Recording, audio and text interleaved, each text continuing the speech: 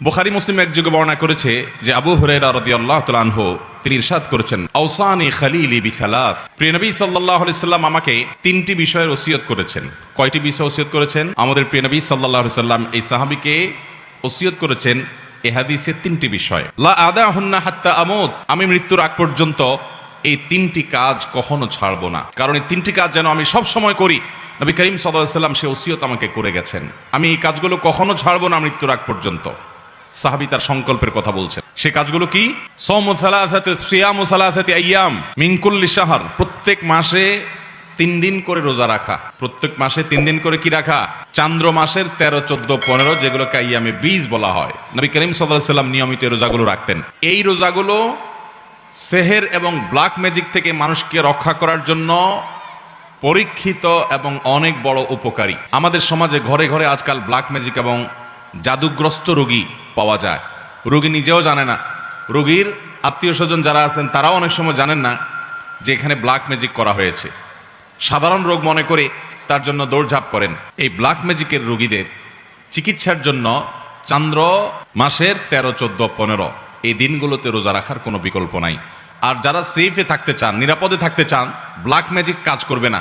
কেউ শত্রুতা করে আপনার বিরুদ্ধে ব্ল্যাক ম্যাজিক করবে, কালো জাদু করবে, তাবিজ কবজ কবিরাজ দিয়ে আপনার ক্ষতি করার চেষ্টা করবে, আপনার কোনো ক্ষতি করতে পারবে না। সকাল সন্ধ্যার দোয়াগুলো পড়বেন আর সেই সাথে এই চান্দ্র মাসের 13, 14, 15 এই দিনগুলোতে রোজা রাখবেন। তো সাহাবীকে নবী করিম সাল্লাল্লাহু আলাইহি সাল্লাম 3 দিন প্রতি মাসে রোজা রাখতে বলেছেন। সেটা এই 3 দিন হতে পারে বা যে কোনো দিনও হতে পারে। এটি হলো প্রথম ওসিয়ত। দ্বিতীয় কি? ওয়াসসালাতুদ দুহা, চাষতের নামাজ যেন আমি কখনো না ছাড়ি। নবী সাল্লাল্লাহু আলাইহি সাল্লাম আমাকে ওসিয়ত করেছেন। ওসিয়ত সাধারণ উপদেশ না, ওসিয়ত হলো মনের গভীর থেকে নিংড়ানো উপদেশ, যেটা কখনো ছাড়বা না। পরম আপনজনদেরকে মানুষ ওসিয়ত করে। নবী সাল্লাল্লাহু আলাইহি সাল্লাম তার সাহাবীকে ওসিয়ত করেছেন যে প্রতি মাসে 3 দিন নফল রোজা রাখা, এটা ছাড়বা না। আর চাষতের নামাজ কখনো ছাড়বা না। এই হাজার হাজার মানুষের সমাবেশ, না হলেও 30-40 হাজার মানুষ হবে। এত মানুষের মধ্যে মাত্র 2 জন লোক হাত তুলেছেন। নবী করিম সাল্লাল্লাহু আলাইহি সাল্লাম যেটা সাহাবীকে ওসিয়ত করে গেছেন, এই চাষতের নামাজ কি এই সম্পর্কে যদি আমি এখন প্রশ্ন রাখি, 80% মানুষ আমার ধারণা এটা বলতেই পারবে না যে এটা কোন নামাজ কখন পড়ে। আর এই কারণে এই বিলুপ্ত হয়ে যাওয়া আমলটিকে পুনর্জীবন দেওয়ার জন্য, পুনঃপ্রতিষ্ঠা করার জন্য আমি এই বিষয়ে কথা বলতে চাই। আল্লাহ রাব্বুল আলামিন আমাদেরকে এটা পুনরায় প্রতিষ্ঠা করার তৌফিক দান করুন। তৃতীয় যে ওসিয়ত করেছেন নবী সাল্লাল্লাহু আলাইহি সাল্লাম তাকে, সেটা হলো ওয়ানাউমুন আলা বিত্রিন, এবং বিতরের নামাজ পড়ে যেন আমি রাতে শুই। যারা তাহাজ্জুদ পড়বে নিশ্চিত আছেন বা প্রবল সম্ভাবনা আছে, জোরালো তার সম্ভাবনা আছে, তারা তাহাজ্জুদের পরে বিতির পড়বেন, ঠিক আছে। কিন্তু বিতির পড়তে পারি কি না এ ব্যাপারে যদি সিউরিটি না থাকে, প্রবল নিশ্চয়তা না থাকে, তাহলে সেক্ষেত্রে বিতির পড়ে রাতে ঘুমোতে হবে। সেটাকে বিলম্ব করা যাবে না, বাদ দেওয়া যাবে না। নবী সাল্লাল্লাহু আলাইহি ওয়াসাল্লাম সে ওসিয়ত করেছেন। সহিহ মুসলিমের হাদিস আমাদের আয়েশা রাদিয়াল্লাহু তাআলা থেকে বর্ণিত হয়েছে, তিনি বলেছেন, কানান নবী সাল্লাল্লাহু আলাইহি ওয়াসাল্লাম ইউসাল্লি দুহা 4 ওয়া ইয়াজিদু মা শা।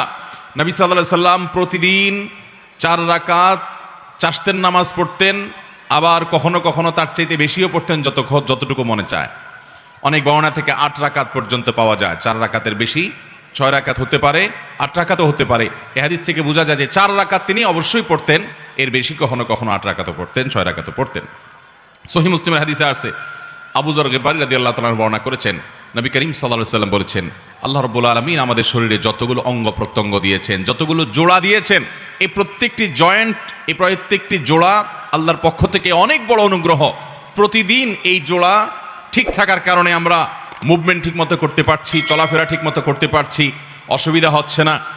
এই যে আল্লাহ তাআলার এত বিশাল বড় নেয়ামত আমরা লাভ করতে পারলাম, সেজন্য প্রতিটি জোড়া, প্রতিটি অঙ্গের তরফ থেকে প্রতিদিন আমাদের সাদাকা করা উচিত।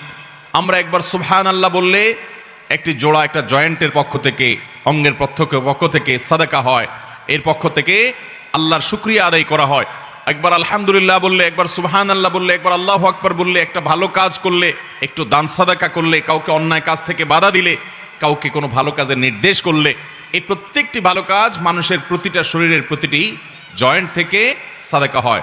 এই যে মানুষের শরীরের শত শত জয়েন্ট, এই জয়েন্ট এবং জোড়া এই অঙ্গ প্রত্যঙ্গগুলো থেকে প্রত্যেকটি থেকে আলাদা আলাদা করে প্রতিদিন যদি সাদাকা দিতে হয় তাহলে কি পরিমাণ নেকামল করা লাগবে।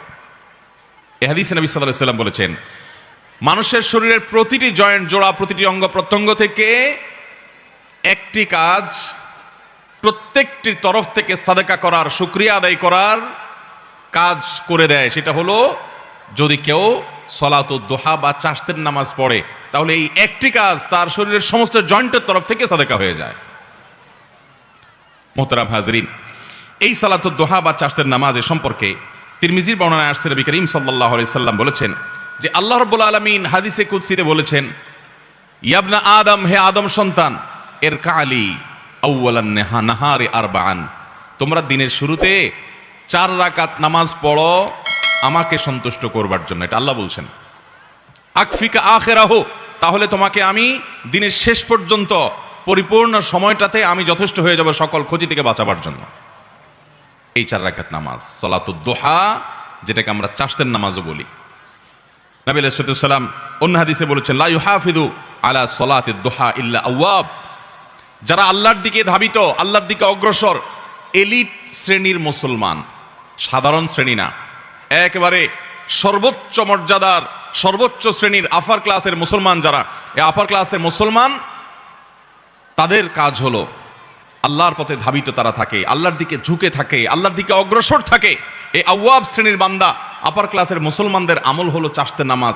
এটা সাধারণ মুসলমানরা পারে না। এই জন্য নবী সাল্লাল্লাহু আলাইহি ওয়াসাল্লাম এটার নাম দিচ্ছেন ওয়াহিয়া সালাতুল আওয়াবিন। এটা হলো আওয়াবিনের নামাজ, অর্থাৎ আল্লাহর দিকে যারা ধাবিত থাকে তাদের নামাজ সালাতুদ দুহা। এই নামাজটা কখন পড়তে হয়?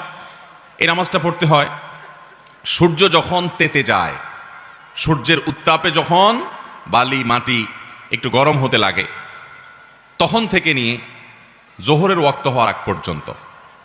এটা গরমের সিজনে এক টাইম হয়, শীতের সিজনে আরেক টাইম হয়। কারণ গরমের সময় সূর্য এক সময় উঠে, শীতের সময় সূর্য আরেক সময় উঠে। আনুমানিক বেশিরভাগ সিজনে দেখবেন আপনি 8টা সাড়ে 8টার পর থেকে নিয়ে আপনার জোহরের আগ পর্যন্ত এই টাইমটাতে বালু তেতে যায়। কখনো একটু দেরি হয়, 9টা বাজে, বা কখনো একটু আগে হয়। তো এই 9টা 10টা সাড়ে 10টা এই টাইমগুলোতে জোহরের ওয়াক্ত হওয়ার আগ পর্যন্ত 4 রাকাত নামাজ। কোনো কোনো বর্ণায় অবশ্য 2 রাকাতের কথা বলা হয়েছে, কিন্তু বেশিরভাগ বর্ণায় 4 রাকাতের কথা বলা হয়েছে। আবার অনেক বর্ণায় 8 রাকাতের কথা বর্ণিত হয়েছে।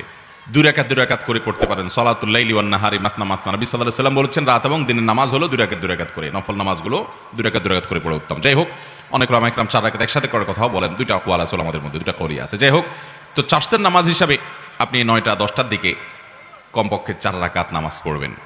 কোনো সূরা নির্ধারিত নাই, যেই কোনো সূরা দিয়ে পড়তে পারেন, সূরা ফাতিহার সাথে আরেকটা সূরা মিলিয়ে। এরপরে আপনি অন্য সব নামাজের যে নিয়ম আছে ঠিক একই নিয়ম, বিশেষ কোনো নিয়ত নাই। আমি সলাতুদ দুহা পড়তেছি, চাশতের নামাজ পড়তেছি, যে নামাজ আমার পুরো শরীরের প্রতিটি অঙ্গ প্রত্যঙ্গ প্রতিটি জয়েন্ট জোড়া থেকে এই নামাজটাই যথেষ্ট হয়ে যাবে, আমি সেই নামাজ পড়ছি। যে নামাজ পড়ার জন্য নবী সাল্লাল্লাহু আলাইহি সাল্লাম একজন নয় বেশ কয়েকজন সাহাবীকে ডেকে ডেকে আলাদা করে ওসিয়ত করেছেন। ওসিয়ত আর সাধারণ নসিহত উপদেশ এক জিনিস না। নবী সাল্লাল্লাহু আলাইহি সাল্লাম ওসিয়ত করেছেন। ওসিয়ত সাধারণত বলা হয় কোনো ব্যক্তি তার মৃত্যুর পরেও যেন কোনো কাজ করা হয় সেই সম্পর্কে যে উপদেশ দিয়ে যায়, গাইডলাইন দিয়ে যায়, ওটার নাম ওসিয়ত। এটা মানুষ একান্ত আপনজনকে করে। আমাদের প্রাণের নবী সাল্লাল্লাহু আলাইহি সাল্লাম তার একাধিক সাহাবীকে, বেশ কয়েকজন সাহাবীকে ওসিয়ত করে গেছেন যে এই নামাজ কখনো ছাড়বা না। যে নামাজ নবী সাল্লাল্লাহু আলাইহি সাল্লাম সাহাবীদেরকে ওসিয়ত করে গেছেন আদায় করার জন্য, এই 40-50 হাজার মানুষের এত বিশাল সমাবেশে 5 জন মানুষও পাওয়া যায়নি, সেই নামাজটা আমরা পড়ি। এই নামাজটা ভাইরা আমার নিয়মিত পড়তে না পারি, অন্তত সপ্তাহে 1-2 দিন হলেও মাঝে মধ্যে হলেও আদায় করবো ইনশাআল্লাহ। ভাইরা আমার, এই সমস্ত নফল নামাজগুলো ফরজ নামাজের ঘাটতি পূরণ করবে। কিয়ামতের ময়দানে 5 ওয়াক্ত ফরজ নামাজ তো পড়তেই হবে প্রতিদিন। এই নামাজে যদি ত্রুটি বিচ্ছুতি দেখা যায়, নফল নামাজ দিয়ে আল্লাহ রাব্বুল আলামিন ফরজের ঘাটতিগুলো পূরণ করবেন। বিশেষ করে এই সমস্ত নফল নামাজের এহতেমাম, এগুলোর গুরুত্ব যখন মুসলমানরা দিতে থাকবে, তখন আল্লাহর সাথে তাদের একটা বিশেষ সম্পর্ক হবে। আজকে আল্লাহর সাথে আমাদের কোনো সম্পর্ক নাই, আমরা দোয়া করি মনোযোগ নাই, নামাজ পড়ি মনোযোগ নাই, স্বাদ পাই না, তৃপ্তি পাই না, আল্লাহর সাথে কোনো কানেকশন নাই। আল্লাহর সাথে কথা বলে একটা তৃপ্তি আছে ভাই। আপনি যদি তাহাজ্জুদ পড়তে ভোর রাতে উঠেন, আপনি যদি চোখের পানি ফেলে আল্লাহর সাথে একটু কথা বলেন, আপনি অনুভব করবেন যে পৃথিবীতে সবচাইতে সুখকর সময়গুলো আপনি পার করছেন আল্লাহর সাথে কথা বলতে গিয়ে, আল্লাহর কাছে তওবা করতে গিয়ে, এমনকি আল্লাহর ভয়ে আপনি কাঁদছেন, সেটাও আপনার কাছে উপভোগ্য হবে যদি আপনি তাহাজ্জুদের সময় কেঁদে দেখেন।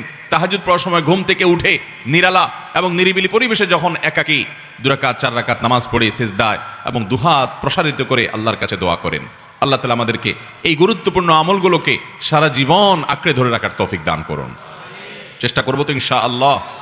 ভাইরা আমার, এই চারটার নামাজ সালাতুদ দুহা, এটা আমাদের সমাজে সবচেয়ে বেশি কঠিন হয়ে গেছে। এর বিশেষ কারণ একটি, যে আমাদের 9টা 10টা এটা হলো কাজের ভয়ঙ্কর সময়, অফিসে দৌড় দেওয়ার সময়, মহিলাদের রান্নাবাড়া পুরোদমে করার সময়, ছেলে মেয়েদের স্কুল কলেজে যাওয়ার সময়। এই জন্য আমরা অনেকে এটা পড়তে পারি না, অথচ আমরা এই টাইমে অন্যান্য অনেক কাজ করি। এই কাজের ফাঁকে 4-5 মিনিট সময় বের করা, 5-10 মিনিট সময় বের করা কঠিন কিছুই না। এর জন্য দরকার হলো প্রতিজ্ঞা, এর জন্য দরকার হলো দৃঢ় প্রত্যয়। নবী আলাইহিস সালাম সাধারণত এই নামাজ কখনো ছাড়তেন না, সবসময় এই সালাতুদ দুহা পড়ার চেষ্টা করবো তো ইনশাআল্লাহ। অন্য কোনো নফল নামাজ, অন্য কোনো সুন্নাহ এইভাবে পরিত্যক্ত হয় নাই আমাদের সমাজে। নামাজের মধ্যে যত সুন্নাত নামাজ আছে, যে নামাজগুলো নবী সাল্লাল্লাহু আলাইহি ওয়াসাল্লাম পড়তেন সেগুলোই সুন্নাত। এই নামাজকে আপনি নফল নিয়ত করলে পড়লেও হয়ে যাবে। আর এটা নবী সাল্লাল্লাহু আলাইহি ওয়াসাল্লাম পড়ছেন, সেই হিসাবে সুন্নত বলা যায় এটাকে। নফল মানে অতিরিক্ত ফরজ ওয়াজিবের বাইরে, সেই হিসাবে। তো অন্য কোনো সুন্নাহ নামাজের মধ্যে এত বেশি পরিত্যক্ত হয়নি আমাদের সমাজ থেকে, এই আমলটা যত বেশি পরিত্যক্ত।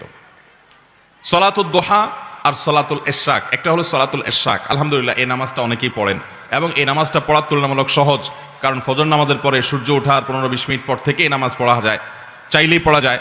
2 রাকাত 4 রাকাত নামাজ পড়া যায়। যদি ফজর নামাজের পরে কেউ নিজ জায়গায় বসে থেকে জিকির আজকার তাসবিহ তেলাওয়াত ইত্যাদি করতে থাকে এবং এরপরে সূর্য ওঠার কিছুক্ষণ পর অর্থাৎ 20 মিনিট পর যদি কেউ এই নামাজ পড়ে সলাতুল ইশরাক, তো আল্লাহ রাব্বুল আলামিন তাকে একটা পরিপূর্ণ, আল্লাহর কাছে পূর্ণাঙ্গ হজের সওয়াব আল্লাহ তাআলা দান করেন।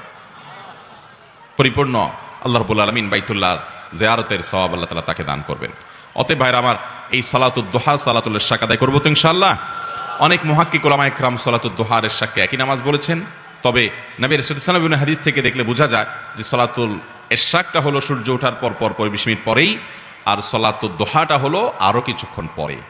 তাহলে দুইটাকে আলাদা করে পড়লে আমাদের আমলের পরিমাণও বাড়লো এবং বিভিন্ন হাদিস থেকে সেটি বোঝাও যায়। বিধায় চারটার নামাজটা, সলাতুদ দুহার নামাজটা আমরা 9টা 10টার দিকে পড়বো, চেষ্টা করবো তো ইনশাআল্লাহ।